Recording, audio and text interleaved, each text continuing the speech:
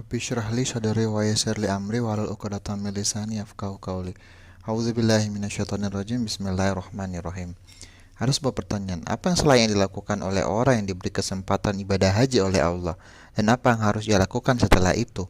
Jawaban, yang seharusnya dilakukan oleh orang yang Allah berikan kesempatan adalah beribadah kepadanya, adalah bersyukur kepada Allah Subhanahu wa taala atas taufiknya hingga dapat beribadah dan memohon kepadanya agar ibadah yang telah ia lakukan diterima. Dan hendaknya ia mengetahui bahwa taufik Allah Subhanahu wa taala kepadanya hingga ia dapat melaksanakan ibadah tersebut adalah suatu karunia darinya. Karena Allah berhak untuk disyukuri.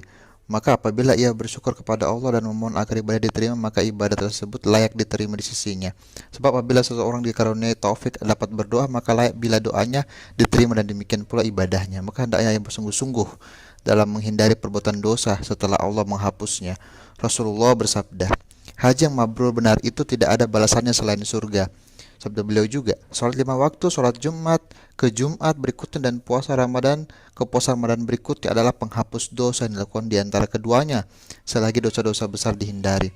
Umrah ke umrah berikutnya adalah penembus dosa bagi dosa yang dilakukan di antara keduanya. Demikianlah keutamaan tugas setiap manusia yang diberi taufik oleh Allah Subhanahu wa taala untuk dapat melakukan ibadah. Maka hendaknya ia bersyukur dan atas karunia dan mohon kepadanya agar ibadahnya diterima. Pertanyaan lanjutan, apakah ada tanda-tanda yang mungkin tampak bagi orang yang ibadah haji dan umrahnya diterima? Ada kalanya orang-orang yang beribadah haji, puasa, sedekah, salat itu mempunyai tanda-tanda bahwa ibadahnya diterima.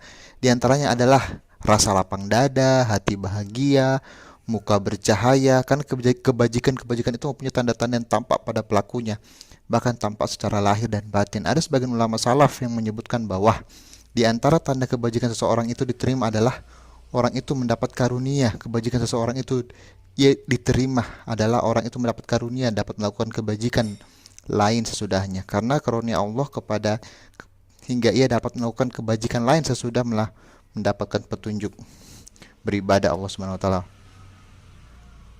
Allah mengkaruniakan kepadanya kebajikan lain. Subhanaka Allahumma bihamdik, astaghfiruka wa atubu ilaik. Wassalamualaikum warahmatullahi wabarakatuh.